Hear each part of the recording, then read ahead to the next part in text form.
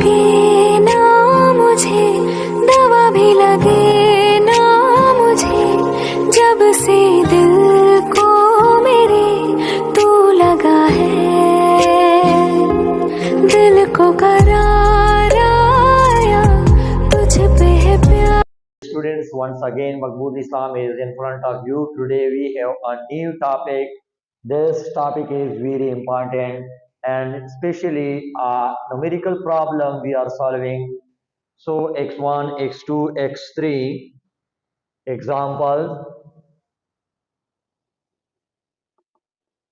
x1, x2, x3 and x4 are normally distributed with mean, mu and variance sigma square.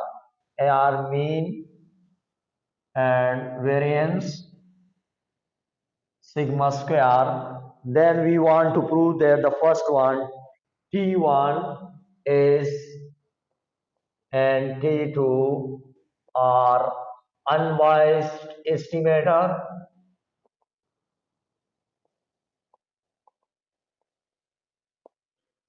Unbiased estimator of the population mean, mu and first question, and the second question we want to show that T1 is efficient estimator.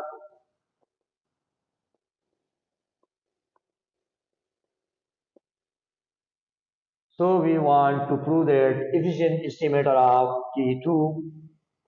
There are two estimators T1 and T2. So now we want to first T1 into T2 are where T1 here is given that already T1 is equal to x1 plus x2 plus x3 plus x4. x1, x2 and x3 are the random variables.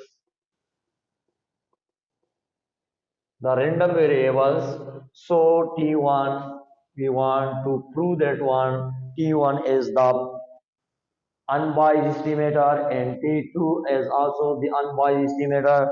That will use x1 plus 2x2 plus 3x3 plus x4 divided by 7. We want to prove that one. So the first property we want to check the unbiased estimator. So unbiased estimator means here that we are applying here expectation on T1 and T2. Expected value of T1 is equal to expected value of x1 plus x2 plus x3 plus x4 divided by 4. If we are applying expectation, so the denominator term is no effect. So 1 over 4 expected value of x1 plus expected value of x2 plus expected value of x3 plus expected value of x4.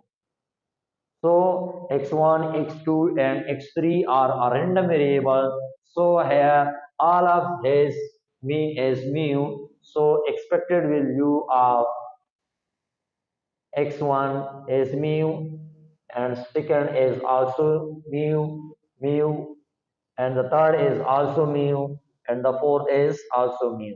There are four means, so we add the coefficient 1, 1, 1. There are four means, so we write here 1 divided by 4 and 4 mu. 4 are cancelled, so we get the result mu. Hence, we can say that T1 is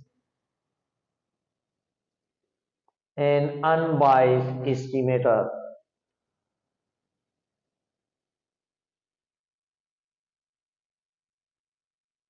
Population mean mu.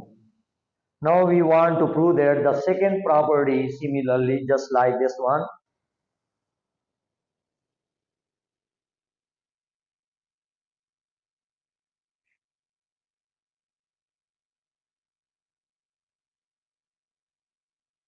The second property we want to prove that one expected value of T2 is equal to expected value of x1 plus 2x2 plus 3x3 plus x4 divided by 7. Now, similarly, the same definition if we are applying, the expected value here is in the denominator, so there will be no effect on the expectation. For example, if we are applying expected value of x bar, so we can write 1 over a expected value of x. According to this definition, we are applying here also 1 over 7 is constant, so expected value of x1 plus x2 expected value of, if we are applying here 2 expected 2x2 expected value of 2 plus expected value of 3x3 plus expected value of x4. Similarly, another property, if constant are applied with the multiplied to the variable, so there will be no effect in the expectation. Similarly here, 1 over n expected value of x1, the result is 1 mean. Here we, according to this property, so we eliminate 2 and the expectation of expected, so that is mu. Similarly here 3 is constant. According to this definition, 3 we can get outside from the expectation, so we get mu. Here expected value of 4 is mu. Now if we add this one, 1, 3, 6, and 7. 7 mu.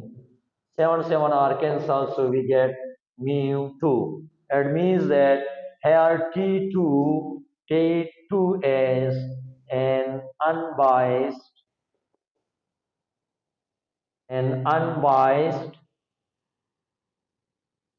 estimator of population mean mu. Now we want to prove T1 is equal to variance of x1 plus x2 plus x3 plus x4 divided by 4. Now according to the here divided by 4 is constant, 1 divided by 4 is constant. According to the property of this one, if we are using, so we can write so variance of x. So it means the constant value is equal to square of this one. So 1 over 4 square variance of x1 plus variance of x2 plus variance of x3 plus variance of x4 if we are applied. So 1 divided by 16, and here variance of x is equal to sigma square plus, and here is also sigma square, and third is also sigma square, and 4 is also sigma square. If we add this one, so we get 4 sigma square divided by 16. Both are cancelled. Here is we get sigma square divided by 4. Similarly, if we want to find variance of T1, we get variance of T1, we get here sigma square divided by 4. Now we want T2, variance of T2 is equal to variance of Tx1 plus 2x2 plus 3x3 plus x4 divided by 7. According to the property, the same property definition we are using here, we can write 1 over 7 square and variance of x1 plus 2 variance of 2x2 plus variance of 3x3 plus variance of x4. So another definition here also we used here in replace of variance of ax, if we are something is multiplied with the constant, so we write a square variance of x. According to this definition, so that will we get 4 variance of x2. Now simplify this result, 1 over 49. 49 variance of x is sigma square, and here this will be 2 square variance of x2 plus, and here is 3 square variance of x3 plus variance of x4. Now 1 divided by 49 sigma square and plus 4, where variance of x2 is also sigma square, and here is 9 sigma square plus sigma square. So we add this result 10, 15, 15 divided by 15 square divided by 49. Now here we want to check that which one is the uh, efficient. So we will check the efficient. We are using the definition of relative efficiency. What is the relative efficiency? We have already discussed in the definition. It is the ratio of two variances. This is the ratio between two estimators T1 and T2. So result of sigma variance of sigma square divided by 4, and here we get 15 divided by 9 sigma square. 15 divided by 49 sigma square. So we can write sigma square away, and 49 divided by 15 sigma square, and here is 15 by sigma square, both are cancelled to each other, sigma square both are cancelled, so the result is 49, and here is 60. 60 is less than 1, so T1 is efficient. We have already discussed if relative efficiency is less than 1, so T1 is efficient. So T1 is efficient.